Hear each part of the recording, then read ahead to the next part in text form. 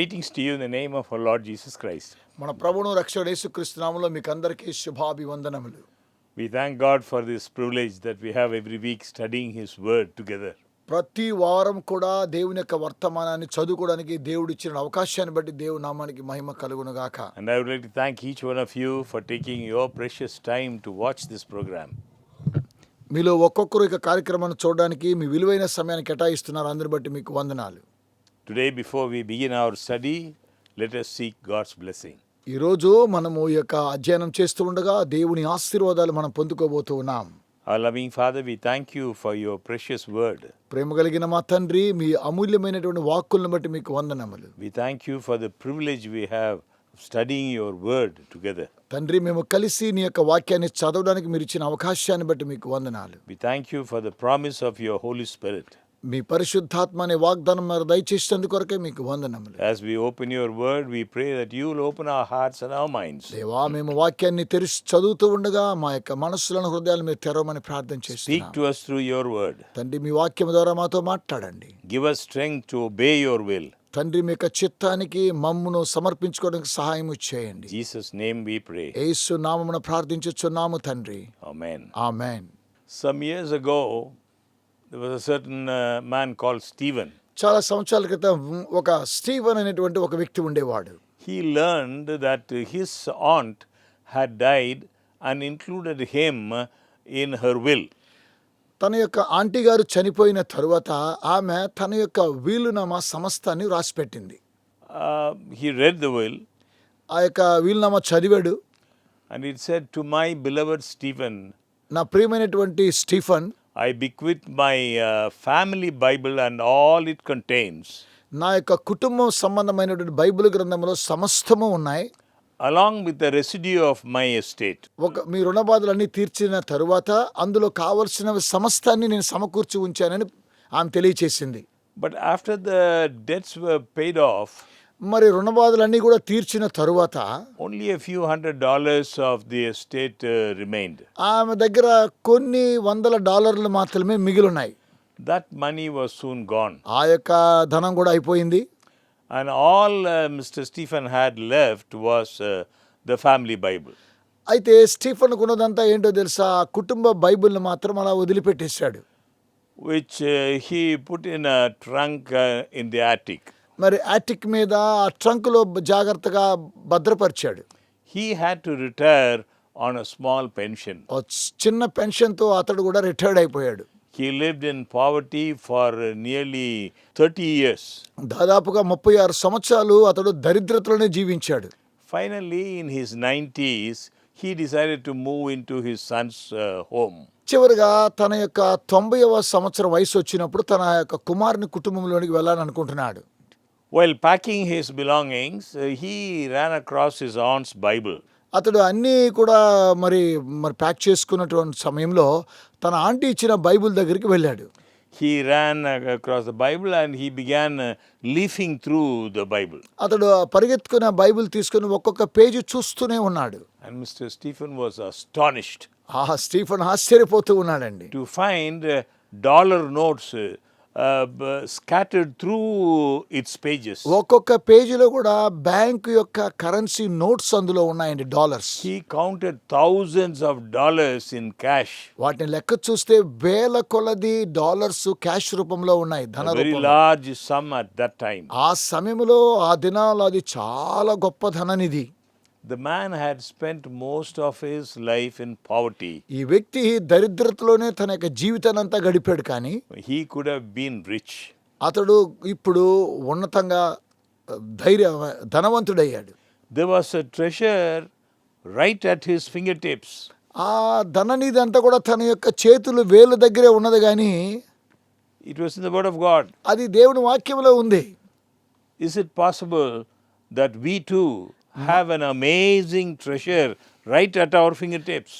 మీకు ఆశ్చర్యంగా లేదా? మన యొక్క చేతుల వేలులోనే ఇంత ఐశ్వర్యాన్ని దేవుడు ఇచ్చాడు.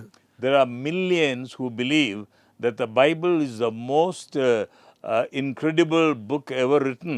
మరి మిలియన్స్ అనగా బిలియన్స్ ఆఫ్ కోట్ల మంది ప్రజలు బైబిల్ గ్రంథాన్ని విశ్వసించి అది ప్రాముఖ్యమైన పుస్తకంగా ఎంచుతున్నారు. In the Bible, they find a clear picture of a loving God who desperately wants to save his children. Bible గ్రంథములో తన ప్రేమ కలిగినటువంటి దేవుడు తన యొక్క పిల్లలను ఏ విధంగా రక్షించాలనేటువంటి విషయాన్ని అందులో రాసి ఉంచాడు.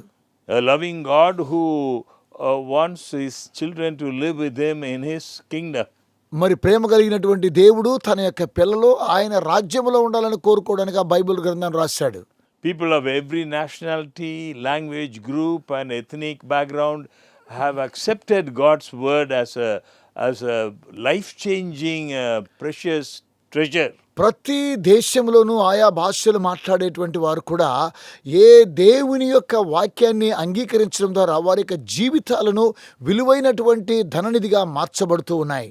Bible is God's love letter to them. Bible గ్రంథము దేవుడు రాసినటువంటి ప్రేమ లేఖండి మనకి. But can the Bible really be trusted? నిజంగానే మరి బైబిల్ గ్రంథం మనల్ని నమ్ముతూ ఉన్నదా? Of course, no one questions the fact that the Bible is a fascinating book. నిజమేనండి, ఎవరు కూడా మరి నమ్మలేని సమస్యక్యంగా ఏమనగా ఇది ఒక ఆశ్చర్యమైనటువంటి పుస్తకమని. Actually, it's 66 books written at different times by different authors over a period of 1600 years. సహజంగా మనం గమనించినట్లయితే 1600 సంవత్సరాలకు ముందు 66 మంది వ్యక్తులు ఈ యొక్క పుస్తకాన్ని రాశారు. It is divided into the Old Testament, which is 39 books, and the New Testament, which has 27. ఇది పాత నిబంధన గ్రంథములో మరి 39 పుస్తకాలు ఉన్నాయి. మరి కొత్త నిబంధన పుస్తకంలో 27 పుస్తకాలు ఉన్నాయి. 45 different authors wrote those books. 45 వ్యత్యాసమైనటువంటి రచయితలు దీన్ని రచించారు. Yet among them is an amazing agreement that can only be explained by a common source of inspiration. ఇది దైవావేశం వలన రాయబడినటువంటి పుస్తకం. అనేకులకి ఇది అర్థమయ్యేలాగా కనిపించేటువంటి పుస్తకం. Most of these authors never knew each other.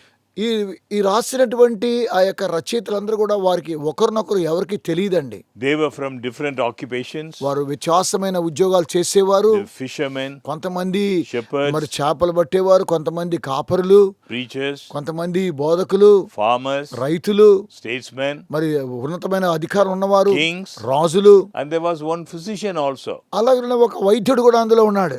Yet there is unity and harmony among the books they wrote. అయితే వారు రాసినటువంటి పుస్తకం ద్వారా వారికి అందరికి కూడా ఏకత్వాన్ని కలిగినటువంటి వారై ఉన్నారు. This unity can only be explained by acknowledging that God gave this book to us and inspired it in a miraculous way. అద్భుతమైనటువంటి రీతిగా దేవుడు అనుగ్రహించినటువంటి ఒక పుస్తకము దైవావేశం వలన రాయబడి వారు ఏకత్వంతో దీన్ని మనకు వివరించారు. The Apostle Peter wrote, "For prophecy never came by the will of man, but holy men of God spoke as they were moved by the Holy Spirit." రెండవ పేతురు పుస్తకం 1వ అధ్యాయం 21వ వచనంలో ఏలయనగా ప్రవచనము ఎప్పుడునూ మనిషిని ఇచ్చనబడి కలుగలేదు కానీ మనుషులు పరిశుద్ధాత్మల ప్రేరేపింపబడిన వారై దేవుని మూలముగా పలికిరి. Paul agreed, affirming that all scripture is given by inspiration of God and is profitable for doctrine, for reproof, for correction, for instruction in righteousness, that the man of God may be complete, thoroughly equipped for every good work. అపోస్తలుడైన పౌలు తిమోతికి రాసిన 2వ పత్రిక 3వ అధ్యాయం 16-17లో దైవజనుడు సన్నద్ధుడై ప్రతి సత్కార్యమునకు పూర్ణముగా సిద్ధపడినట్లు దైవావేశమున కలిగిన ప్రతి లేఖనం ఉపదేశించుటకును, ఖండించుటకును, తప్పుదిద్దుటకును, నీతియందు శిక్ష చేయడం ప్రయోజనకరమై ఉన్నది. The reason God chose this method of communication, speaking to us in written form, is that face-to-face communication between himself and man became impossible because of sin. దీనికి గల కారణం ఏమనగా మానవుడు చేసినటువంటి పాపమును బట్టి దైవ సన్నద్ధుడు ప్రతి సత్కార్యమును పూర్ణంగా సిద్ధపడినట్లు దైవావేశం వలన ప్రతి కార్యక్రమాన్ని ఖండిస్తూ ఉన్నాడు. When God and man walked and talked together in Eden, అది ఏదైనా వనములో దేవుడు అలాగే మనుష్యుడు అలా నడుస్తూ వెళుతున్న సమయంలో then there was no need for a prophet to write down what God wanted man to know. మనుషుడు తెలుసుకోవడానికి దేవుని కార్యక్రమాలు మనుషుడు తెలుసుకోవడానికి ఒక ప్రవక్త అవసరం లేకుండా పోయింది. But when Adam sinned, Adam పాపం చేసినప్పుడు he hid from God, అతడు దేవుని వద్ద దాచుకున్నాడు. for he was fearful and guilty about what he had done. ఎందుకనగా అతడు చేసినటువంటి తప్పిదమును బట్టి భయపడి అతడు దాక్కున్నాడు. When God asked Adam where he was, Adam replied, I heard your voice in the garden, and I was afraid, and I hid myself. దేవుడు మరి ఆదామా నువ్వు ఎక్కడున్నావు అని అన్నప్పుడు అందుకు అతడు ఏమన్నాడు తెలుసా, తోటలో నీ స్వరాన్ని విన్నప్పుడు నేను దిగంబరిగా ఉంటుంది కనుక భయపడి దాక్కుంటున్నా అన్నాడు. Since God could no longer communicate face to face, కనుక దేవుడు ముఖాముఖిగా ఇక మాట్లాడడం మానేశాడు. he chose to reveal what he wanted us to know through his prophets. కనుకనే ఆయన ఏం చెయ్యాలి అనుకున్నాడో ప్రవక్తల ద్వారా ఇప్పుడు మనకు తెలియజేస్తూ ఉన్నాడు. In Amos chapter 3 verse 7 we read, surely the Lord God does nothing unless he reveals his secret to his servants the prophets. ఆమోసు గ్రంథం 3:7 తన సేవకులైన ప్రవక్తలకు తాను సంకల్పించిన దానిని బయలుపరుచుకున్న ప్రభువైన యెహోవా ఏమీ చేయడు. Around 1500 BC, God inspired Moses to write the book of Job and the first 5 books of the Old Testament. 1500 సంవత్సరాల క్రీస్తుకు ముందుగా దేవుడు దాదాపుగా యోబు అనేటువంటి పుస్తకాన్ని అలాగనే 5 పుస్తకాలను పాత నిబంధన గ్రంథంలో కలిసి రాసినట్లుగా మనం చూస్తూ ఉన్నాము. These books together were often referred to as the law. ఈ పుస్తకాలని మనం చూసేటైతే ఇది చట్టము అనగా ధర్మశాస్త్రం అని తెలియబడింది. By this time, Israel had become a nation of several million people, and now they would be able to read the 10 commandments and the instructions God had given to Moses. దేవుడు మోషే ద్వారా తెలియజేస్తున్నటువంటి ఆజ్ఞల ద్వారా మరి ప్రజలు ఇశ్రాయేలీలు జనసమూహం ఇంకా పెరగడం ద్వారా లక్షల కొలది మనుషులు కావడం ద్వారా వారి యొక్క 10 ఆజ్ఞలను కూడా ఏ విధంగా దేవుడి చేత చూస్తున్నాం. But that was a long time ago. ఇది చాలా కాలం క్రితం. Is the Bible as we know it today still accurate and dependable? Bible గ్రంథాన్ని చదివేటువంటి మనం అందరం కూడా దాని మీద ఆధారపడుతూ ఉన్నామా? Until 1947, the earliest manuscripts we had of the Old Testament were copies from around AD 900. 900 సంవత్సరంలో 1947 సంవత్సరం వరకు కూడా పాత నిబంధన గ్రంథంలో ఉన్నటువంటి యొక్క ప్రతులన్నీ కూడా అవి అలాగున పొందుపరచబడ్డాయి. And then a little Bedouin shepherd boy discovered a cave containing ancient leather scrolls preserved in clay pots. అక్కడ ఒక చిన్న బాబు ఏం చేశాడంటే అతడు గొర్రెల కాపరిగా ఉన్నప్పుడు ఆ యొక్క గుహల్లో ఉండేందుకు వెళ్ళి మరి చాలా పాతబడినటువంటి తోలు మరి చుట్టలను అతడు ఒక మట్టి కుండలో కనుగొన్నట్టుగా చూశాడు. And soon many more similar caves were discovered containing hundreds of hand-copied portions of the Old Testament. అలాగుననే అనేకమైనటువంటి గుహలలో వందల ప్రతులు పాత నిబంధన గ్రంథముల విషయాలన్నీ కూడా దొరికాయి. The Isaiah scroll found among them had been written in 125 BC. మరి యెషయా పుస్తకాన్ని మాత్రమే 125 BC అనగా క్రీస్తుకు ముందు రాయబడింది. Over 1000 years before the oldest manuscript that had been found up to that time. ఆ సమయంలో మరి వేల సంవత్సరాల క్రితమే ఆ యొక్క పాత ప్రతులు వారు కనుగొన్నారు. It contained the entire book of Isaiah. ఇందులో యెషయా గ్రంథం అంతా కూడా రాయబడి ఉన్నది. But did it agree with the later copies, or had there been serious changes or copy errors made through the centuries? శతాబ్దాలు ముగిసిన తరువాత కూడా మరి అందులో రాయబడినటువంటి ప్రతుల్లో కొన్ని మార్పులు చేర్పులు జరగడం ద్వారా మీరు దీన్ని అంగీకరిస్తూ ఉన్నారా? Sir Frederick Kenyon, president of the British School of Archaeology, he reported like this. Archaeological school నుంచి సర్ ఫ్రెడరిక్ కెనియన్ అనేటువంటి ప్రెసిడెంట్ ఆఫ్ బ్రిటిష్కి చెందిన ఈ వ్యక్తి ఇలాగున రాస్తూ ఉన్నాడు. He said in one chapter of 166 words, there is only one word, 3 letters, in question after 1000 years of transmission. ఒకే ఒక అధ్యాయంలో 166 పదములు, ఒకే ఒక పదము 3 లెటర్స్ 3 అక్షరాల ద్వారా ఒక ప్రశ్నార్థకంగా కొన్ని వేల సంవత్సరాలు ఇది వ్రాయబడింది. and this word does not significantly change the meaning of the message. ఈ యొక్క పదము యొక్క అర్థము ఏ విధంగా మార్చబడడం లేదు. The Christian can take the whole Bible in his hand and say without fear or hesitation that he holds in his hands the true word of God. క్రైస్తవులు ఈ యొక్క సత్యమైనటువంటి దేవుని యొక్క వాక్యములో ఉన్నటువంటి ప్రాముఖ్యమైన అంశాలను తరతరములు అలాగున దశాబ్దాలుగా దీన్ని పాటిస్తూనే వస్తూ ఉన్నారు. This is without essential loss from generation to generation throughout the centuries.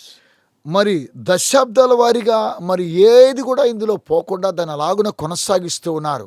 Cities of the Bible, mentioned the Bible, even as recent as a century ago, had found many reasons to raise doubts about the Bible.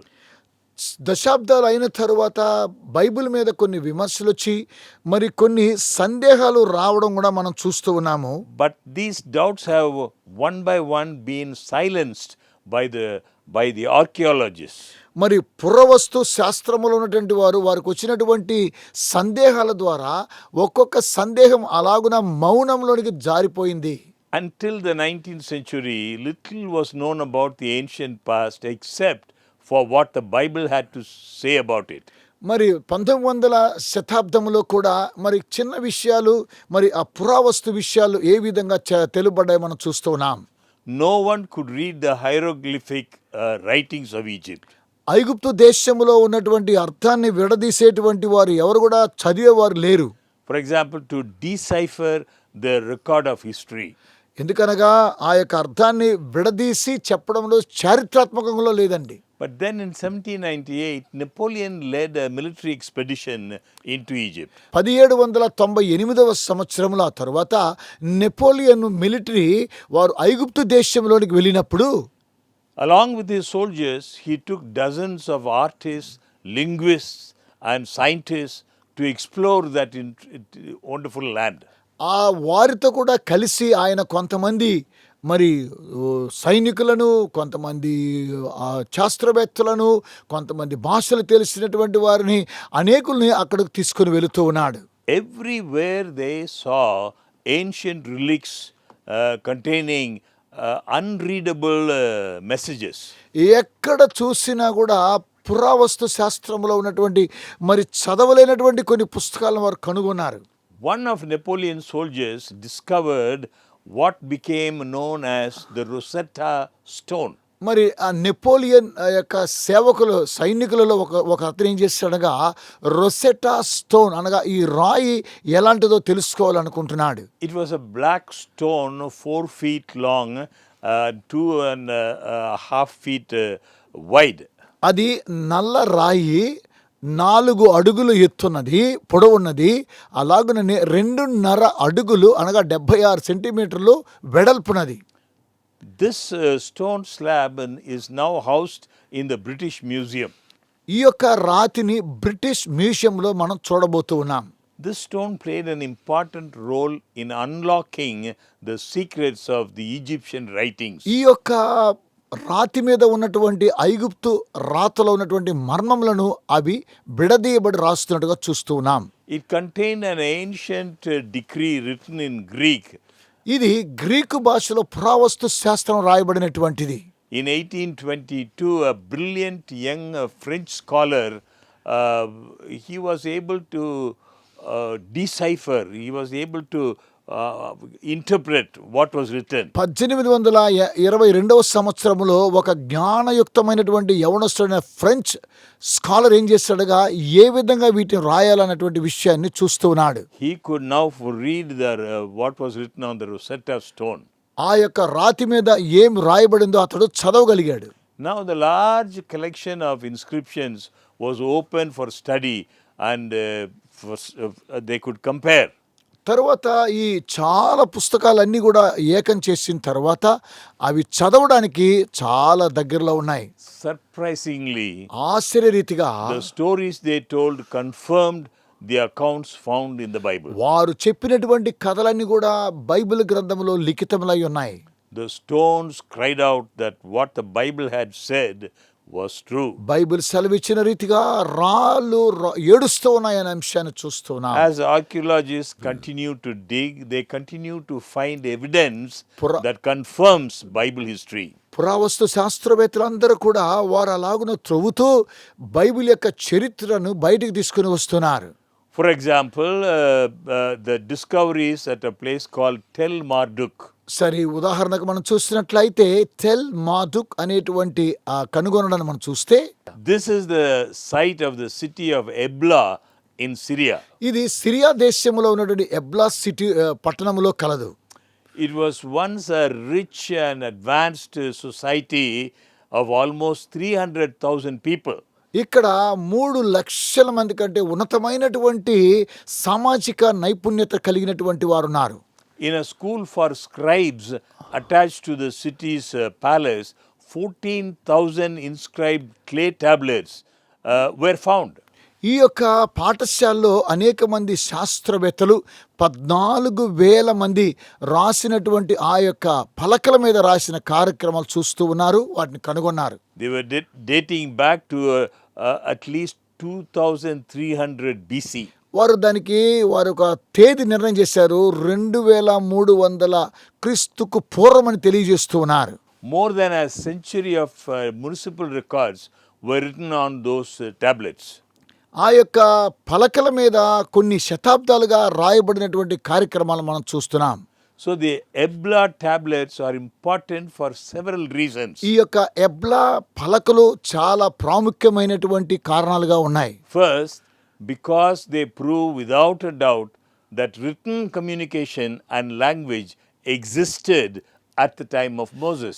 ఎందుకనగా ఇవన్నీ కూడా వాటిలో ఉన్నటువంటి సందేహాలను మరి ఒకరితోకరు మాట్లాడుకునేటువంటి భాషలో మోసే కాలంలో ఇవి పునరావస్తు కార్యక్రమాలు చేయబడ్డాయి. Not only during the time of Moses, even long before, something that the critics had questioned for many years.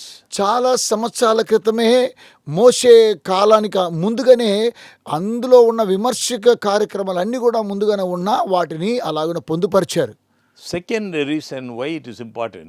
రెండవ కారణం ఎందుకు ఇది ప్రాముఖ్యమనగా, They are important because they refer to both the creation story and the flood story with amazing similarities to the Bible record.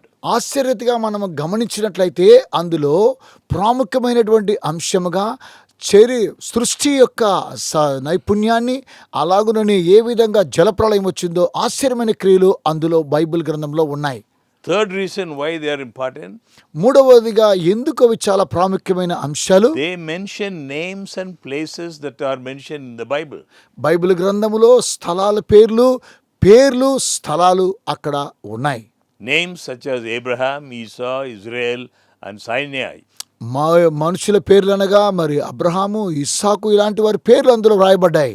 But the real surprise in the Ebla tablets was the mention of Sodom and Gomorrah. మరి సాక్షాత్తుగా మనం ఎబ్లా పలకల మీద మనం చూసినట్లయితే సొదొమ గొమొర్రా పేర్లు కూడా రాయబడ్డాయి.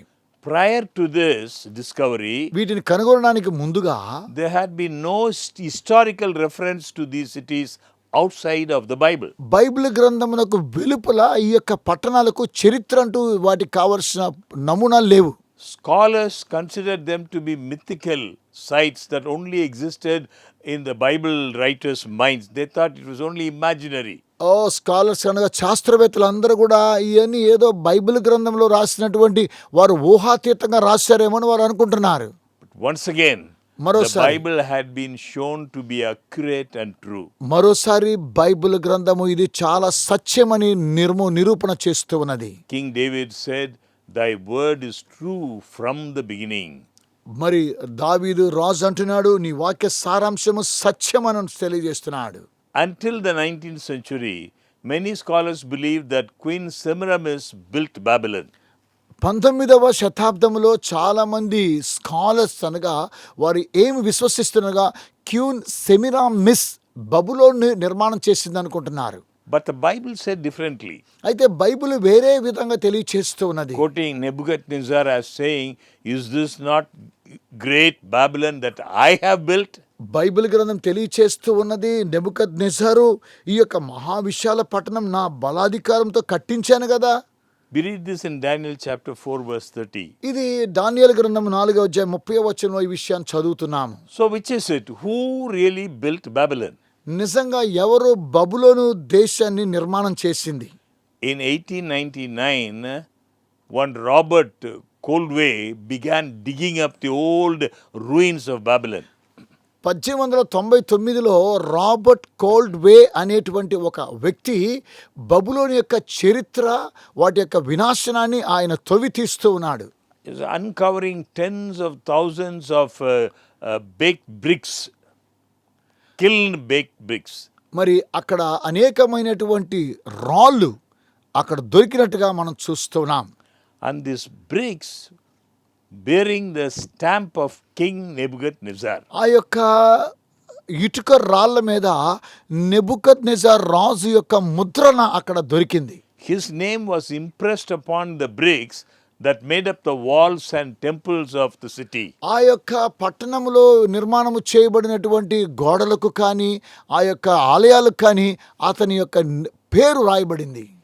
On it, the king was quoted saying, "The fortifications of Ezegila and Babylon I strengthened and established the name of my reign forever." అయితే ఈ రాజు ఏమంటున్నాడు తెలుసా? నేను ఎసగిలా బబులోని దేశాన్ని నా యొక్క బలాతిశయము ద్వారా నేను నిర్మాణం చేసి నిరంతరం ఏలుతాను అనుకున్నాడు. If this is a very great evidence. ఇది చాలా గొప్ప సాక్ష్యార్థం అండి. The East India House inscription, which is now in London, devotes 6 columns of Babylonian writings to a description of a massive building project of King Nebuchadnezzar. ఇప్పుడు east India, లండన్లో ఉన్నటువంటి east India company వారు 6 కాలం బబులోని దేశాన్ని గురించినటువంటి గొప్ప గొప్ప నిర్మాణాల గురించి నెబుకద్నెజర్ ఎలా నిర్మించాడో విషయాన్ని తెలియచేస్తూ ఉన్నది. So the Bible's account was right all along. మరి బైబిల్లో ఉన్న ప్రతి విషయం కూడా అవి స్పష్టమై ఉన్నవి. We shouldn't be surprised. God's word says, "I, the Lord, speak righteousness. I declare things that are right."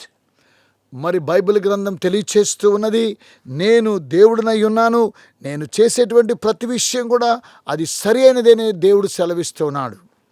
Another mystery of secular history was the absence of Belshazzar as ruler of Babylon. మరి మరొక చరిత్ర మనం చూస్తున్నట్లయితే బబులోను దేశాన్ని పరిపాలించిన Belshazzar గురించి మనం చూస్తూ ఉన్నాం. In the Bible names him as the ruler who witnessed the mysterious handwriting on the wall. Bible గ్రంథంలో ఆశ్చర్యరీతిగా మనం చూస్తున్నట్లయితే అతని యొక్క గృహములో, అంతఃపురములో గోడ మీద రాసినటువంటి రాతలను చూస్తూ ఉన్నాడు. It was on that banquet hall on the wall, some mysterious writings. అతడు ఉన్నటువంటి అంతఃపురములో ఒక హస్తము ఆశ్చర్యంగా వచ్చి రాస్తూ ఉన్నది. So the Bible writes about him. దాని గురించి కూడా బైబిల్ గ్రంథం తెలియజేస్తూ ఉన్నది. But was he only an invention of Daniel's imagination? ఒకవేళ దానియేలు యొక్క ఊహల ద్వారా ఇది రాయబడిందా? History records that Nabonidus, who followed Nebuchadnezzar, entrusted the throne to his son Belshazzar while he was away for a number of years. మరి చరిత్ర తెలియచేస్తూ ఉన్నది, నబోనిదస్ అనేటువంటి ఒక వ్యక్తి నెబుకద్నెజర్ తన కుమారుడైనటువంటి బెల్షజర్ ద్వారా అనేకమైనటువంటి సంవత్సరాల క్రితము ఈ విషయాలన్నీ కూడా రాసినట్టుగా చూస్తున్నాం. Stone slabs now been discovered, they confirm the existence of this individual named Belshazzar. వారు కనుగొన్నటువంటి ఆ యొక్క రాతి పలకలు బెల్షజర్ యొక్క కాల వ్యవధిలో దొరికిన సత్యాన్ని బైబిల్ గ్రంథం తెలియజేస్తూ ఉన్నది. In one stone we read, "And so to Belshazzar, the exalted son, the offspring of my body." ఒక రాతి పలకల మీద బెల్షజర్, నా కుమారుడా, నా యొక్క శరీరంలో వచ్చినటువంటి సంతతి నీవని రాయబడింది. Do thou place the adoration of the great deity in his heart, may he not give away to sin. నీ యొక్క హృదయములో నువ్వు పాపము చేయకుండా ఈ గొప్ప దేవుడు ఆయనను నీవు ఆరాధించాలి హృదయపూర్వకంగా రాసి ఉన్నది. May he be satisfied with life's abundance, ఆయన నిన్ను సంతృప్తిగా నీ జీవితాంతం నడిపిస్తూ ఉన్నాడు. and may reverence for the great divinity dwell in the heart. కాబట్టి నీవు నీ యొక్క హృదయములో దైవత్వాన్ని గురించినటువంటి ఘనతను కలిగి ఉండాలి. So these are the writings we find about Belshazzar. ఇవన్నీ కూడా బెల్షజర్ గురించి రాయబడ్డాయి. So in the closing chapter of Daniel, we read the following: "But you, Daniel, shut up the words and seal the book until the time of the end." ముగింపుగా దానియేలు ఏం రాస్తున్నాడు? దానియేలు సమయం ఆసన్నమైనది కాబట్టి వీటికి ముద్రింపవలదని దానియేలుతో తెలియజేస్తూ ఉన్నాడు. Many shall run to and fro, and knowledge shall increase. చాలా మంది అటు ఇటు వెళ్ళడం ద్వారా జనులకు జ్ఞానం పెరుగుతుందని ప్రభు సెలవిచ్చాడు. Knowledge would be increased not only in the scientific world, scientific ప్రపంచములో జ్ఞానము అభివృద్ధి పరచడమే కాకుండా but also relating to the accuracy of God's word. అలాగనే దేవుని యొక్క వాక్యములో ఉన్న సత్యాన్ని కూడా తెలుసుకొనొచ్చు ఉన్నారు. Bricks and cylinders, మరి ఆ యొక్క రాళ్ళు అలాగే సిలిండర్స్ మనం చూస్తున్నాం. tablets and stone slabs, అక్కడ ఉన్నటువంటి రాతి పలకలు, రాళ్ళకు ఉన్నటువంటి ప్రతి రాతి బండలు, manuscripts and monuments, అలాగే రాయబడినటువంటి రాత ప్రతులు అవన్నీ కూడా చూస్తున్నాం. all confirm the reliability and credibility of the Bible. ఇవన్నీ కూడా బైబిల్ గ్రంథము సత్యమని మనకు తెలియచేస్తూ ఉన్నది. Another compelling argument exists for the trustworthiness of God's word. మరో ప్రాముఖ్యమైనటువంటి అంశాన్ని వివాదాంశంగా మనం చూసినట్లయితే దేవుని యొక్క వర్తమానాన్ని గురించి, Its ability to accurately foretell the future. అదే మనగా భవిష్యత్తును గురించి తెలియచేస్తూ ఉన్నది. In the word of God, God says, "I am God." Bible గ్రంథం తెలియచేస్తున్నది, నేను దేవుడినై ఉన్నాను, There is no other. నాకన్నా వేరే దేవుడు లేడు, Declaring the end from the beginning. నేనే ఆదియు అంతమునై ఉన్నాను. And from ancient times, things that are yet done. మరి పూర్వకాలమున జరిగిన వాటిని నేను నిర్మాణము చేసిన వాడని ప్రభు So as సెలవిస్తున్నాడు. God pulls back the curtain of time, revealing events far into the future, he demonstrates to the world that the Bible is not just another book. Bible గ్రంథము ఏదో ఒక సాధారణమైనటువంటి పుస్తకం కాదు, ఇది దేవుని ద్వారా ప్రత్యక్షించబడినటువంటి పుస్తకము, మన యొక్క భవిష్యత్తును తెలియచేస్తూ ఉన్నది. It is God's book. ఇది దేవుని యొక్క పుస్తకం. Before Babylon had even reached the height of its power, God's book foretold about its fall. బబులోను దేశము ఉన్నతమైనటువంటి శక్తిని ఆశ్రయించడానికి ముందుగానే దేవుడు తన యొక్క పుస్తకములో బబులోని యొక్క వినాశనాన్ని గురించి కూడా రాశాడు. And it says, "And Babylon, the glory of kingdoms, the beauty of the Chaldeans' pride, will be as when God overthrew Sodom and Gomorrah." మరి రాజ్యములకు భూషణమును కల్దీయులకు అతిశయాస్పదమును మహత్యమునకు బబులోను దేశాన్ని దేవుడు పాడు చేస్తూ ఉన్నాడు, సొదొమ గొమొర్రాల వలె నగును అంటున్నాడు. Jeremiah 51 verse 11, we read, "For his device is against Babylon to destroy it." ఇర్మియా గ్రంథం 51:11 మరి బబులోను యొక్క దేశానికి దేవుడు ప్రతిదండన చేస్తూ ఉన్నాడు. The name of the man who would lead the armies against Babylon was prophesied 150 years before his birth. 150 సంవత్సరాలు తన జన్మకు ముందుగానే ఆ యొక్క బబులోని యొక్క చరిత్రను ప్రవచనానుసారంగా తెలియచేస్తుంది Bible. It is amazing. 150 years before the event took place, the exact way in which this man would overthrow Babylon, it was written. ఈ యొక్క వ్యక్తి ఏ విధంగా బబులోని నాశనం చేయబోతున్నాడన్న విషయము 150 సంవత్సరాల క్రితమే ప్రవచనానుసారంగా తెలియచేయబడింది. We read in Isaiah chapter 45 verse 1. యెషయా గ్రంథము 45:1 మనం చూస్తూ ఉన్నాము. Thus saith the Lord to his anointed, to Cyrus, "I will open before him the double doors." కోరేషు, అభిషేక్తుడైన కోరేషు, నేను నీ కొరకు ద్వారములు తెరుస్తూ ఉన్నాను. Were these very specific prophecies of the Bible fulfilled? ఈ యొక్క బైబిల్ గ్రంథములో ఉన్న ప్రవచనాన్ని కూడా నెరవేర్చబడ్డాయా? In the Persian Hall of the British Museum, there is a cylinder. మరి పర్షియన్ హాల్ బ్రిటిష్లో ఉండేటువంటి మ్యూజియంలో ఒక సిలిండర్ అక్కడ ఉన్నదండి. that was discovered in the ruins of Babylon. అది బబులోను దేశాన్ని ఏ విధంగా నాశనమైనప్పుడు దాన్ని కనుగొన్నారు. On this clay cylinder, Cyrus tells of his conquest. ఈ యొక్క సిలిండర్ మీద కోరెషు యొక్క ప్రత్యేకమైన విషయాన్ని తెలియజేస్తున్నారు. And it confirms that Babylon fell just as the Bible had predicted. Bible గ్రంథము ముందుగా ఏ విధంగా ప్రవచించిందో బబులోను దేశం నాశనమైనట్టుగా మనం చూస్తున్నాం. ఇందులో రాయబడింది. The Bible not only foretold the fall of Babylon, మరి బైబిల్ గ్రంథము బబులోను దేశం పడిపోతుందని చెప్పడం మాత్రమే కాకుండా but it also predicted it would never be rebuilt. ఆ తరువాత ఇక అది ఎప్పుడు కూడా తిరిగి నిర్మాణము చేయబడదని రాయబడింది. In Jeremiah chapter 51 verse 37 we read, Babylon shall become a heap. ఇర్మియా గ్రంథం 51వ అధ్యాయం 37వ వచనంలో బబులోను నిర్జనమైన కసువు దెబ్బగా ఉండబోతుందని సెలవిచ్చింది Bible. In Isaiah 13 verses 20 and 21 we read, it will never be inhabited, but wild beasts of the desert will lie there, and their houses will be full of owls. యెషయా గ్రంథం 13వ అధ్యాయం 21వ వచనం, అది మరేనా నివాస స్థలముగా ఉండదు, తరతరములకు దానిలో ఎవడను కాపురం ఉండడు, అరబ్బీలలో ఒకడైనా అక్కడ తన గుడారం వేయడు. Only God could foresee the future and predict so accurately the fate of the mighty empire. మరి శక్తివంతమైనటువంటి ఆ యొక్క చక్రవర్తి యొక్క చరిత్ర భవిష్యత్తును రాసింది బైబిల్ మాత్రమే.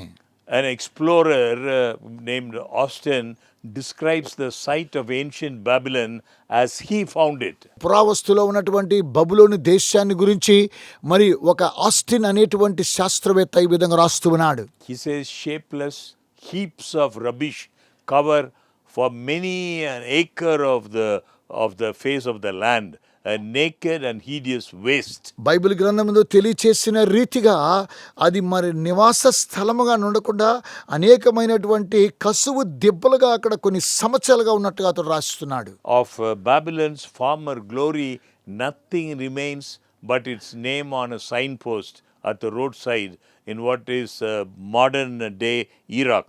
బబులోని యొక్క చరిత్ర, దాని యొక్క మహిమ సమస్తము కూడా ఒక చిన్న సైన్ పోస్ట్ లాగా ఈరోజు ఇరాక్ దినాల్లో ఒక రోడ్డు ప్రక్కన రాయబడి ఉన్నది. The ruins reveal that the Bible is indeed true. నశించిపోయినటువంటి వారు ప్రత్యక్షపరిచిన విషయం ఏమనగా బైబిల్ గ్రంథము సత్యమైనదని తెలియజేశారు. In Isaiah chapter 40 verse 8 we read, యెషయా గ్రంథము 40 అధ్యాయము 8వ వచనం చదువుతున్నాం. the grass withers, the flower fades, but the word of our God stands forever. గడ్డి ఎండిపోవును, దాని పువ్వు వాడిపోవును, మన దేవుని వాక్యము నిత్యము నిలుచును. Friends, if God can accurately predict future events hundreds of years before they happen, ప్రియమైన స్నేహితులారా, దేవుడు కొన్ని వందల సంవత్సరాల క్రితం జరగబోయేటువంటి విషయాన్ని ఆయన ప్రత్యక్షపరిచినప్పుడు can we doubt for a moment his ability to know accurately our own future? మన యొక్క సొంత భవిష్యత్తును గురించి ఆయన ఏ విధంగా ముందుగానే ప్రత్యక్షపరచబోతున్నాడో మనకేమైనా సందేహం ఉందా ఇందులో? You see, the Bible is more than just a reliable history. గమనించండి, బైబిల్ గ్రంథం ఇది చాలా శక్తివంతమైనటువంటి చరిత్ర, More than accurate facts and fulfilled prophecy. అనేకమైనటువంటి సత్యాలను నెరవేర్చబడిన ప్రవచనాలు ఇందులో ఉన్నాయి. The Bible tells of a God who knows and loves you and me. Bible తెలియచేస్తూ ఉన్నది, దేవుడు నిన్ను నన్ను ఎరిగి నిన్ను నన్ను ప్రేమిస్తూ ఉన్నాడు. It tells of a God who sent his son to die on Calvary's cross, to die for our sins and to save us in eternal kingdom. Bible గ్రంథం తెలియచేస్తూ ఆయన కుమారుడు కల్వరి శిలువలో చనిపోయి తిరిగి లేవడం ద్వారా ఆయన నిత్యత్వ రాజ్యంలోనికి మనం చేర్చుకోబోతున్నాడు. So it makes a difference to us personally if the Bible is dependable and accurate. మనము బైబిల్ గ్రంథాన్ని ఆశ్రయించి ఇది సత్యమని వ్యక్తిగతంగా మనం తెలుసుకున్నట్లయితే ఈ వ్యత్యాసాన్ని, Either Jesus the Son of God died on that cross for you and me, or he did not. Calvary శిలువలో దేవుని కుమారుడైన యేసు నీ కొరకు నా కొరకు చనిపోయాడా లేదా అన్న విషయాన్ని గమనిస్తే, Either he was who the Bible says he was, or he was not. లేదా బైబిల్ గ్రంథం ఈయన ఎవరో కాదన్న విషయం బైబిల్ అని తెలియజేస్తుంది కదా. And all the evidence points to the fact that yes, we can trust the central message of the Bible and its story of love and salvation for us. ఈ ఇందులో ఉన్నటువంటి ప్రతి సాక్ష్యార్థమైన ప్రాముఖ్యమైన అంశాలు అవును, వీటిని మనం నమ్మవచ్చును. ఇది బైబిల్ గ్రంథములో ఉన్న కేంద్రీకృతమైనటువంటి శక్తివంతమైన స్వార్థ నమ్ముతున్నాం. Perhaps the greatest evidence that the Bible is what it claims to be is the power in the book to change lives. అలాగనే గొప్ప సాక్ష్యం ఏమనగా బైబిల్ గ్రంథము ద్వారా ఒక వ్యక్తి యొక్క జీవితాన్ని మార్చడానికి ఇది శక్తి కలిగినటువంటిదిగా మనము నిర్మాణం That చేస్తున్నాం. power is found in the person of the book, Jesus Christ. ఆ యొక్క శక్తి, ఆ యొక్క వ్యక్తి పుస్తకం అనగా ప్రభువైన యేసు క్రీస్తులో మనం చూస్తూ ఉన్నాం. Jesus said, "You search the scriptures, for in them you think you have eternal life, and these are they which testify of me." Bible గ్రంథం తెలియచేస్తుంది, ప్రభువైన యేసు అంటున్న లేఖనముల యందు మీకు నిత్య జీవం కలదని తలంచు వాటిని పరిశోధించిన అవే నన్ను సాక్ష్యం ఇస్తూ ఉన్నాయి. Jesus was speaking of the Old Testament, for the New Testament had not yet been written. ప్రభువైన యేసు క్రీస్తు వారు కొత్త నిబంధన రాయక ముందే పాత నిబంధన గురించి చెప్తూ ఉన్నాడు. And as you turn the pages of the Bible, Old and New Testaments, మరి మీరు బైబిల్ గ్రంథం ఉన్న పాత క్రొత్త నిబంధనలు ఒకసారి మీరు చూసినట్లయితే you will discover that they prophesy of a coming Messiah and tell of his mission of love and salvation. రాబోతున్నటువంటి మెస్సియా గురించినటువంటి ప్రేమ, ఆయన రక్షణ సువార్త, వీటన్నిటి గురించి బైబిల్ గ్రంథం ముందుగానే ప్రవచిస్తున్నది. Jesus told his disciples, "These are the words which I spoke to you while I was still with you, that all things must be fulfilled." ప్రభువైన యేసుక్రీస్తు వారు తన యొక్క శిష్యులతో అంటున్నాడు, ఈ యొక్క గ్రంథములో నన్ను గూర్చి వ్రాయబడినవన్నీ కూడా నెరవేరవలనని నేను మీ యొద్ద ఉన్నప్పుడు మీతో చెప్పిన మాట నెరవేరని చెప్తున్నాడు. All things must be fulfilled which were written in the law of Moses and in the prophets and the Psalms concerning me. ఇవన్నీ కూడా ఆయన మోసే ధర్మశాస్త్రంలోను ప్రవక్తల గ్రంథములోను కీర్తనలోను నన్ను గురించి వ్రాయబడిన అన్ని కూడా నెరవేరవలనని నేను మీ యొద్ద ఉన్నప్పుడు చెప్పి The entire Bible is a revelation of Jesus Christ. Bible గ్రంథం అంతా కూడా ప్రభువైన యేసుక్రీస్తుని గురించిన ప్రత్యక్షత కలిగిన Jesus Christ came to this earth to show us what God really is like. యేసుక్రీస్తు వారు దేవుడు సాక్షాత్తుగా ఎలా ఉంటున్నాడన్న విషయాన్ని యేసుక్రీస్తు చూపించడమే బైబిల్ గ్రంథం The Bible తెలియజేస్తుంది. contains an amazing power to change lives, Bible గ్రంథము జీవితాలను మార్చడానికి చాలా శక్తి కలిగినటువంటిది. transform human character, మానవుని యొక్క గుణాతిశయాలను మారుస్తూ ఉన్నది. give strength to the weak, బలహీనులకు బలాన్ని ఇస్తూ ఉన్నది. courage to the depressed, వేదంలో ఉన్న వారికి ధైర్యాన్ని ఇస్తున్నది. hope to the dying. చనిపోయే వారికి నిరీక్షణ కలుగు చేస్తున్నది. That is why it is called the living word of God. కనుకనే ఇది జీవము కలిగిన దేవుని వాక్యము. All through history, the power of the Bible to change lives has been demonstrated over and over. చరిత్ర ప్రకారం మనం చూసినట్లయితే అనేకమైనటువంటి జీవితాల్ని బైబిల్ గ్రంథం మార్చినట్లుగా మనం చూస్తున్నాం. Angry people have become peaceful. కోపంగా ఉండే వ్యక్తులు ప్రశాంతంగా మారినట్టుగా చూస్తున్నాం. Wicked and immoral people have become pure and clean. దుస్తులుగాను అవాచ్యమైన చేసేటువంటి ప్రజలు పరిశుద్ధులుగా పరిశుభ్రంగా మార్చబడ్డారు. Drunkards have been delivered from alcohol. మరి మద్యపానాసక్తులైనటువంటి వారు విడుదల పొందుకున్నారు. Thieves have stopped stealing. దొంగలు దొంగతనం చేయడం మానుకున్నారు. You don't have to look far today to find hardened criminals in prison who have been changed into joyful Christians. నేటి దినాల్లో మనం చూస్తూ ఉన్నట్లయితే వందల సంవత్సరాల ఉన్నటువంటి ఆ యొక్క క్రిమినల్స్ చెరసాల్లో ఉన్నటువంటి వారు బైబిల్ ద్వారా మార్చబడి సంతోషంగా ఉంటున్నారు. Marriages about to end in divorce have been saved and filled with new love through the power of God's word. దేవుని యొక్క వాక్యము ద్వారా వివాహాలన్నీ కూడా ఏకం చేయబడి పరిశుద్ధమైన జీవితాన్ని జీవిస్తున్నారు. No one can read the Bible faithfully without God's book changing him or her. ఎవరు కూడా ఏ స్త్రీనైనా పురుషునైనా మార్చలేనటువంటి నమ్మకమైనటువంటి పుస్తకము మాత్రము ఈ పుస్తకం. And friend, if you spend time each day in God's word, my friend, it will change you. నా ప్రియమైన స్నేహితులారా, మీరు మీ యొక్క సమయాన్ని కేటాయించి దేవుని వాక్యాన్ని ధ్యానం చేస్తే అది నిన్ను మారుస్తున్నది. That's because at the heart of the Christian religion is God's desire to change and transform lives. ఎందుకనగా దేవుని యొక్క కోరిక మానవుని యొక్క హృదయాన్ని మార్చడం, వారి జీవితాలను రూపాంతరపరుస్తూ ఉన్నది. That's what Jesus spent his time doing. అదే ప్రభువైన యేసుక్రీస్తు వారు తన జీవితాంతం అలాగునే చేశాడు. Through the power of his word, rebuking their fears and correcting their misunderstandings, lives were changed. ఆయన తన శక్తి కలిగినటువంటి మాటల ద్వారా అనేకమైనటువంటి విషయాలను ఆయన ఎదుర్కొని వారి యొక్క జీవితాలను రూపాంతరపరిచాడు, వారిని గద్దించాడు. John chapter 8 verse 32 says, "And you shall know the truth, and the truth shall make you free." యోహాను సువార్త 8:32 అప్పుడు సత్యం మిమ్మల్ని స్వతంత్రులుగా చేయనని చెబుతూ ఉన్నాడు. It is truth that sets us free.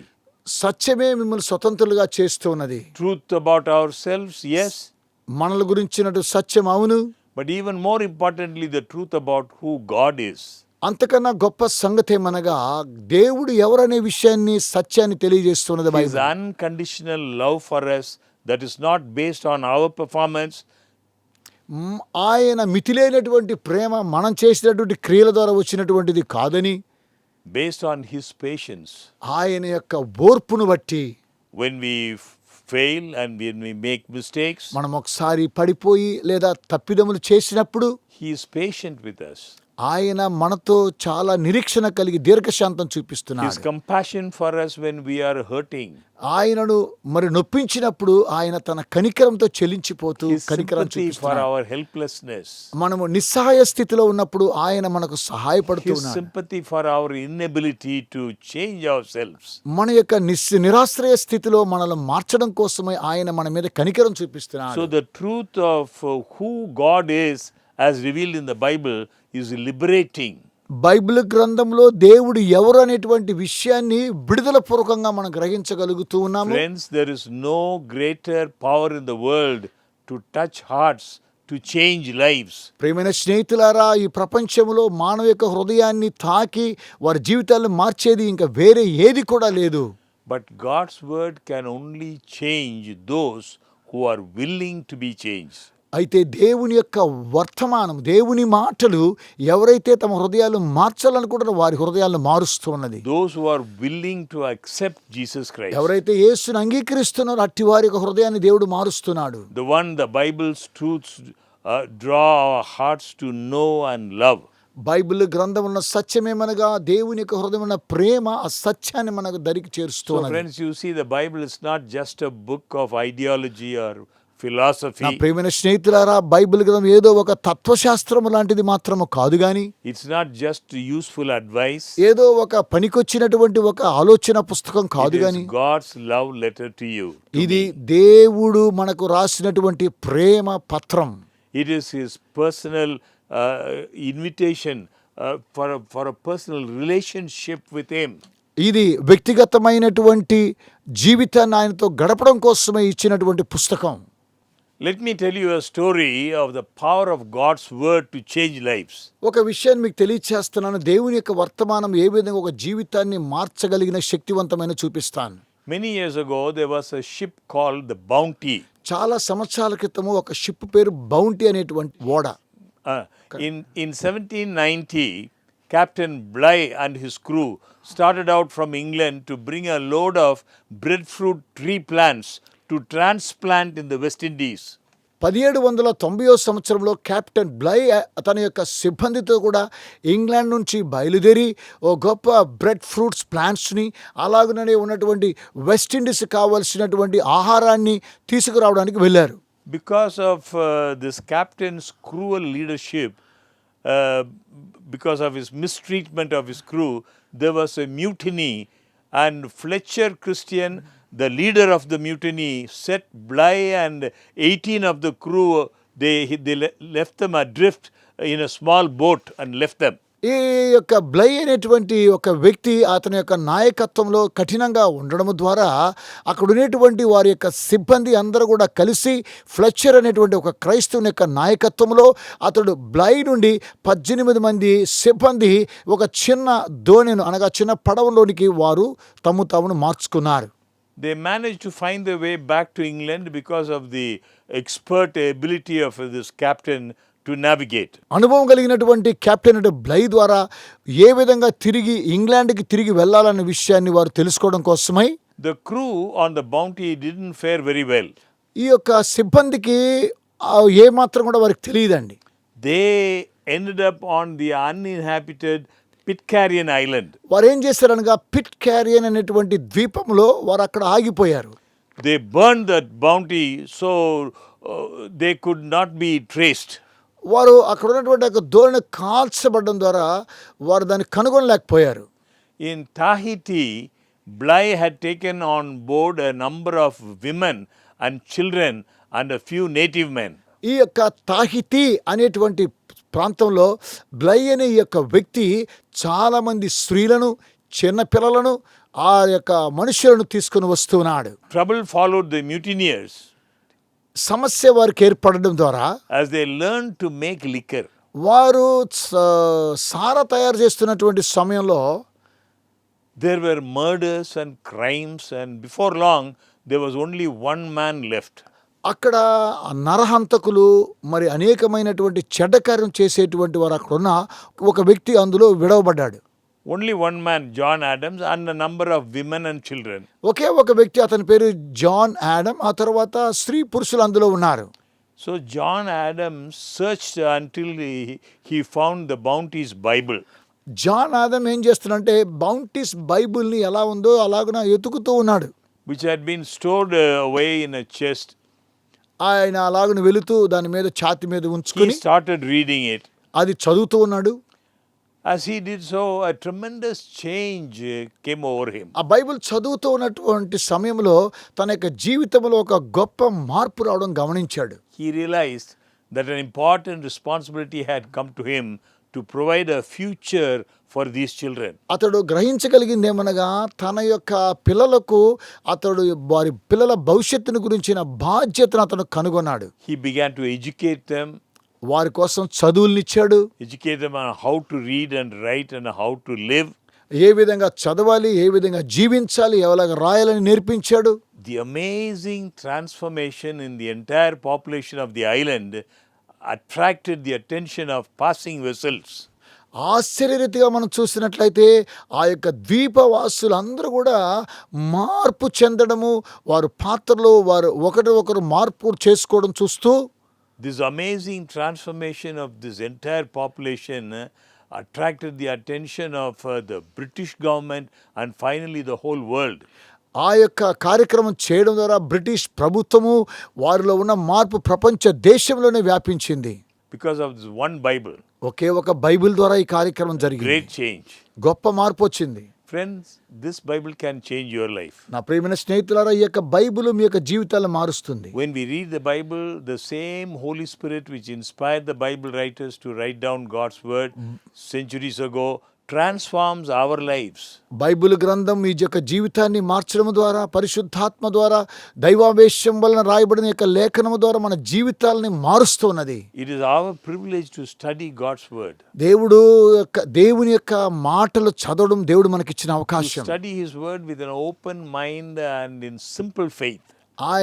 మనము మంచి విశ్వాసముతో మనస్ఫూర్తిగా బైబిల్ని మనం చదవాలి. We must pray and ask God, Lord, show me your truth. మనం ప్రార్థించాలి, దేవా మీ యొక్క సత్యాన్ని నాకు చూపించండి. It is my desire to follow it. ప్రభువా, నేను వెంబడించాలి, ఇది నా కోరిక. Reveal any changes I need to make in my life. నా జీవితంలో ఎలాంటి మార్పులు రావాలో దయచేసి నాకు చూపించండి. I will choose to make those changes. తండ్రి, ఆ యొక్క మార్పులు చేయడానికి నేను ఇష్టపడుతూ ఉన్నాను. Friends, this evening there is no more important decision you and I can make. ప్రియమైన స్నేహితులారా, ఈరోజు మీరు నేను తీసుకొనవలసిన ప్రాముఖ్యమైన నిర్ణయం ఏమనగా no more important decision than to submit our hearts and lives to the authority of God's word. దేవుని యొక్క వాక్యానికి మన యొక్క జీవితాలను ఆయన అధికారానికి సమర్పించుకొనడం తప్ప వేరే మార్గం లేదు. The word of God is the only thing sure in this very uncertain world. ఈ అస్థిరమైనటువంటి ప్రపంచంలో దేవుని యొక్క వాక్యం మాత్రమే స్థిరమైనటువంటిది. It points us to an unchanging God. ఇది మార్పులేని దేవుని గురించి సూచిస్తూ ఉన్నది. God who wants a deeper relationship with us. దేవుడు మనతో కూడా లోతైన సంబంధ బాంధవ్యాన్ని కలిగి ఉండాలని కోరుతున్నాడు. It points us to the way of life. మన యొక్క జీవిత విధానాన్ని చూపిస్తూ ఉన్నాడు. It points us to the way of salvation. రక్షణ మార్గాన్ని మనకు తెలియచేస్తూ ఉన్నది Bible. Tells us where we came from and what our destiny can be. మనము ఎక్కడి నుండి వచ్చామో మన యొక్క దిశ నిర్దేశం ఏంటో బైబిల్ తెలియచేస్తూ ఉన్నది. Friends, I invite you to just take this little time to give our heart, our lives to God. నా ప్రియమైన స్నేహితులారా, మీ యొక్క కొద్ది సమయాన్ని కేటాయించి మీ యొక్క హృదయాలను దేవునికి సమర్పించండి. The Lord knows our heart. దేవునికి మన హృదయం ఏంటో తెలుసండి. For many of us, if we are honest with ourselves, there are some things in our lives that just need to change. మనలో చాలా మందికి తెలుసండి, నమ్మకంగా చెప్పాలంటే వారి యొక్క జీవితాల్లో మార్పు కావాలని కోరుతున్నారు. God speaks both through his world and through his word. దేవుడు ఈ యొక్క ప్రపంచము ద్వారా అలాగనే తన యొక్క వాక్యము ద్వారా మనతో మాట్లాడుతూ ఉన్నాడు. And as God speaks through his word, he makes clear his character, his nature. దేవుడు తన యొక్క వాక్యము ద్వారా ఆయన యొక్క గుణాతిశయాన్ని గురించినటువంటి విషయాలను తెలియచేస్తూ He ఉన్నాడు. makes clear mankind's character and nature. ఆ మానవుని యొక్క గుణాతిశయం ఏంటో కూడా ఈ యొక్క విషయాన్ని తెలియచేస్తూ ఉన్నాడు. He reveals how man can be reconciled to God. దేవునితో మరలా ఏ విధంగా సంబంధ బాంధవ్యం కలిగి ఉండాలని దేవుడు How తెలియజేస్తున్నాడు. man can be reconciled to God through God's Son, Jesus Christ. యేసుక్రీస్తు దేవుని కుమారుడైన యేసుక్రీస్తు ద్వారా మానవుడు ఏ విధంగా దేవునితో తిరిగి అనుసంధానం కావాలని This కోరుతున్నాడు. word provides warning for disobedience and promises reward for obedience. ఈ యొక్క వాక్యము అవిధేయతను గురించి తెలియచేస్తూ మరి విధేయత చూపించిన వారికి దేవుని యొక్క శక్తిని కనపరుస్తూ ఉన్నది. Paul tells us that God is the divine author of all the scriptures. అపోస్తలుడైన పౌలు తెలియచేస్తూ ఉన్నాడు, ఈ యొక్క వాక్య భాగము దైవికమైనటువంటి శక్తివంతమైనటువంటి తెలియజేస్తున్నాడు. David explains about God's word. దావీదు దేవుని వాక్యాన్ని గురించి వివరిస్తూ ఉన్నాడు. He compares God's word and God's character. దేవుని యొక్క గుణాతిశయాన్ని గురించి దేవుని యొక్క వాక్యాన్ని గురించి అతడు చూపిస్తూ ఉన్నాడు. It's perfect. ఇది సత్యమైనది, It's right. ఇది నిజమైనది, Pure. ఇది పవిత్రమైనది, Clean. పరిశుద్ధమైనది, Enduring. అది నిరంతరమైనది, True. అది సత్యమైనది, It is righteous. నీతి కలిగినది. Finally, David lists effects of God's word. చివరిగా దావీదు దేవుని యొక్క వాక్యం యొక్క శక్తిని చూపిస్తున్నాడు. It revives. అది మనల్ని పునరుద్ధరింప చేస్తూ ఉన్నది, Makes us wise. మనల్ని జ్ఞానవంతులుగా చేస్తున్నది, It brings rejoicing. ఆయన మనకు సంతోషాన్ని కలుగు చేస్తున్నది, Enlightens. మన యొక్క మనోనేత్రాలు తెరుస్తూ ఉన్నది. Friends, it is important to remember that God's word is his revelation of himself to us. ప్రియమైన స్నేహితులారా, దేవుని యొక్క వాక్యము ఆయన ప్రత్యక్షతలను మనకు తెలియచేస్తూ ఉన్నాడు. And as such, we do not worship the Bible, but rather the one who gave this to us. Bible గ్రంథాన్ని ఆరాధన చేయడం కాదు కానీ బైబిల్ గ్రంథాన్ని ఇచ్చిన ఆయన మనం ఆరాధన చేయాలి. The reason the Bible is perfect, sure, right, and pure is because God is righteous, God is pure. Bible గ్రంథం ఎందుకు ఇది సత్యమైనది, నిజమైనది, పవిత్రమైనది, పరిశుద్ధమైనది, నిత్యమైనది ఎందుకో తెలుసా? దేవుడు నీతి గలవాడు కాబట్టి అన్ని విషయాలు అందులో ఉన్నాయి. Its revelation reveals, reflects. ఆయన ప్రత్యక్షతలు మనకు ప్రత్యక్షపరుస్తూ మనల్ని ప్రభావితం చేస్తూ ఉన్నాయి. So the reason we can become revived, the reason we can become wise, మనము పునరుద్ధరింప చేయబడ్డానికి, మనము జ్ఞానవంతులు కావడానికి గల కారణం because God's word points us to the one who can accomplish those things in our lives. మన యొక్క జీవితంలో దేవుని యొక్క వర్తమానము ద్వారా ఈ యొక్క కార్యక్రమాలన్నీ కూడా జరుగుతూ ఉన్నాయి.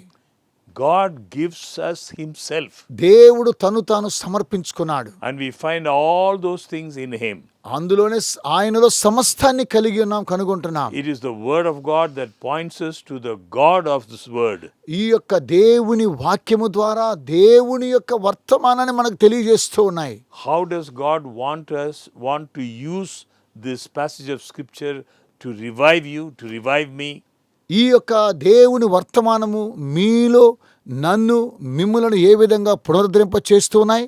God's ultimate goal is to glorify Himself by making us more like Him. ఆయన వలె తన స్వారూప్యంలోనికి మార్చి తన్ను తాను మహిమపరచడం కోసమే ఈ యొక్క వాక్యాన్ని దేవుడు మనకు So the అనుగ్రహించాడు. Word of God should never be considered apart from the God of the Word. దేవుని యొక్క వాక్యమైనటువంటి యొక్క దేవుడు వ్యత్యాసమైనది మాత్రం కానే కాదు. The reason God's Word is more desirable than gold and sweeter than honey is because through His Word, God leads us to Himself. దేవుని యొక్క కారణము, దేవుని యొక్క వాక్యము అది తేనె వంటిది, బంగారు వంటిది. ఎందుకో తెలుసా? A growing love for the Word of God should naturally lead us toward a growing love for the God of this Word. దేవుని యొక్క వర్తమానాన్ని చదువుతూ దాని ద్వారా మనం ప్రతిరోజు కూడా ఎదుగుతూ ఉండగా ఈ యొక్క ప్రపంచంలో ఉన్న యొక్క దేవుని గురించి మనం తెలుసుకొని అలాగనే ఎదుగుతూ ఉన్నాం. This Word not only tells us about God and what He is like, but it tells us about ourselves and what we are like. మనము ఈ యొక్క వాక్యము ద్వారా దేవుడు ఎలాంటి వాడో అని తెలియజేయడం మాత్రమే కాకుండా మనము ఎలాంటి వారు అన్న విషయాన్ని కూడా ఈ యొక్క వాక్యం తెలియజేస్తూ ఉన్నది. This word warns when we stray from God's standard of holiness. It reminds us that obedience to God's word brings reward. దేవుని యొక్క చిత్తానుసారంగా దేవునికి మనము దూరమైనప్పుడు ఆయనకు కలిగినటువంటి ఆ యొక్క పరిశుద్ధతలోనికి తిరిగి తీసుకురావడం కోసమై ఆ దేవుని వాక్యం మనం హెచ్చరిస్తూ ఉన్నది. So friends, the Spirit of God is calling us to walk in greater obedience. నా ప్రియమైన స్నేహితులారా, దేవుని యొక్క ఆత్మ ఆయనకు విధేయత చూపించాలని కోరుతూ ఉన్నాడు. The word of God directs our desire to the God of this word. ఈ యొక్క వాక్యమైనటువంటి దేవుడు మన యొక్క కోరికలను తీర్చేవాడై ఉన్నాడు. We should be able to say with the psalmist, King David, my soul is consumed with longing for your rules at all times. కీర్తనకారుడు తెలియచేస్తున్నాడు, ఎల్లప్పుడూ నా యొక్క హృదయములో ఈ యొక్క వాక్యము మండుచూ ఉన్నది, నన్ను పరిపాలిస్తుందని తెలియజేస్తున్నాడు. In the Psalms we read, your testimonies are wonderful. కీర్తనకారుడు అంటున్నాడు, నీ యొక్క సాక్ష్యములు అద్భుతమైనటువంటివి, Therefore my soul keeps them. కనుకనే అవి నా హృదయాన్ని అలాగున వాటిలో ఉంచుకొని ఉన్నాను. Friends, may the Lord help us to spend more time with His word. ప్రియమైన స్నేహితులారా, మీ యొక్క ఎక్కువ సమయాన్ని దేవుని వాక్యంతో గడపండి. This is our guide. ఇది మనకు అదొక గైడ్ లాంటిది. This will help us to find peace. ఇది మనకు సమాధానం కలుగు చేయడానికి సహాయపడుతూ ఉన్నది. Peace which this world cannot give. ఈ యొక్క లోకము ఇవ్వలేనటువంటి శాంతిని మనకు Because దయచేస్తుంది. this word reveals God's love for you, for me. ఎందుకనగా ఈ యొక్క వాక్యము దేవుని యొక్క ప్రేమ నీకు నాకు Shall we ప్రత్యక్షపరచబడుతుంది. pray? ప్రార్థన చేసుకున్నాం. Our loving Father, we thank you for your word. ప్రేమ కలిగిన తండ్రి, మీ యొక్క వాక్యమును బట్టి మీకు వందనములు. We thank you for your word is the word of life. తండ్రి, మీ యొక్క వాక్యము జీవమైనదందుని బట్టి మీకు వందనాలు. We thank you we can trust this word. తండ్రి, మీ యొక్క వాక్యాన్ని మేము నమ్ముచున్నాం, మీకు వందనాలు. Help us to follow your word. మీ యొక్క వాక్యాన్ని మా తండ్రి కొనసాగించడానికి సాయం Give చేయండి. us strength to obey your word. తండ్రి, మీ యొక్క వాక్యానికి విధేయత చూపించడానికి కావాల్సిన శక్తినివ్వండి. Keep us faithful to the very end. తండ్రి, అంతం వరకు మేము నమ్మకంగా ఉన్న కృప చూపించండి. When your son comes in the kingdom, నీ యొక్క కుమారుడు ఆయన రాజ్యంతో వస్తుండగా help us to be part of your eternal kingdom. తండ్రి, మీ యొక్క నిత్య రాజ్యంలో మాకు స్వాస్థ్యాన్ని మాకు దయచేయమని In సహాయపడండి. Jesus' name we pray. యేసు నామమున ప్రార్థించుచున్నాము తండ్రి. Amen. Amen. Thank you, dear friends. Please remember every Monday evening, 7:30 to 8:30. వందనాలు ప్రియమైన స్నేహితులారా, ప్రతి సోమవారం రాత్రి 7:30 నుండి 8:30 గంట వరకు ఈ కార్యక్రమం Remember this program in your prayers. ప్రసారం చేస్తున్నాం. మీ యొక్క ప్రార్థన కార్యక్రమాన్ని జ్ఞాపకం చేసుకోండి. You are in our prayers. మీరు మా ప్రార్థనలో ఉన్నారు. Thank you and God bless you. మీకు వందనాలు. దేవుడు మిమ్మల్ని దీవించును గాక.